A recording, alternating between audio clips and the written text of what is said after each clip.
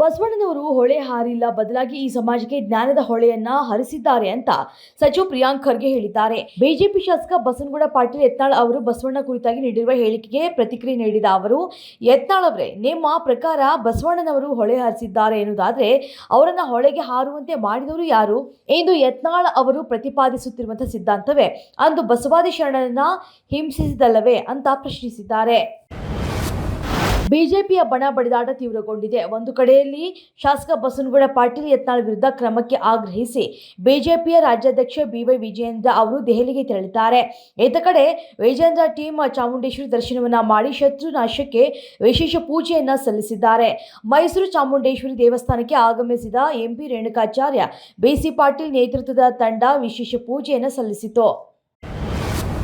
ಸಿದ್ದರಾಮಯ್ಯನವರ ಅಭಿಮಾನಿಗಳು ಬರುವ ಗುರುವಾರ ಬೃಹತ್ ಸಮಾವೇಶವನ್ನು ನಡೆಸೋದಕ್ಕೆ ಎಲ್ಲಾ ಸಿದ್ಧತೆಗಳನ್ನು ಮಾಡಿಕೊಂಡಿದ್ದಾರೆ. ಇದಕ್ಕೆ ಜೆಡಿಎಸ್ ಐಟಿ ಸೆಲ್ ಟ್ವೀಟ್ ಮಾಡಿ, ಜೆಡಿಎಸ್ ಬಿಡುವಾಗ ಆಡಿದ್ದ ಸದಾರಮೆ ಆಟವನ್ನೇ ಕಾಂಗ್ರೆಸ್ ಬಿಡುವ ಮುನ್ನ ಸಿದ್ದರಾಮಯ್ಯ ಶುರು ಮಾಡಿಕೊಂಡಿದ್ದಾರೆ.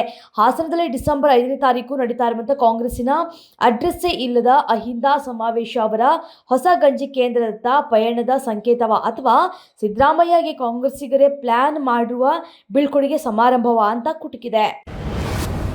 ರಾಜ್ಯ ಬಿಜೆಪಿಯಲ್ಲಿ ಶಾಸಕ ಬಸನಗೌಡ ಪಾಟೀಲ್ ಯತ್ನಾಳ್ ಮತ್ತು ತಂಡದವರು ಪಕ್ಷದ ನಾಯಕರಿಗೆ ತಲೆನೋವಾಗಿರುವಂತಹ ಬೆನ್ನಲ್ಲೇ ಸೊರಬ ಬಿಜೆಪಿಯಲ್ಲೂ ಒಳಜಗಳ ತಾರಕಕ್ಕೇರಿದೆ.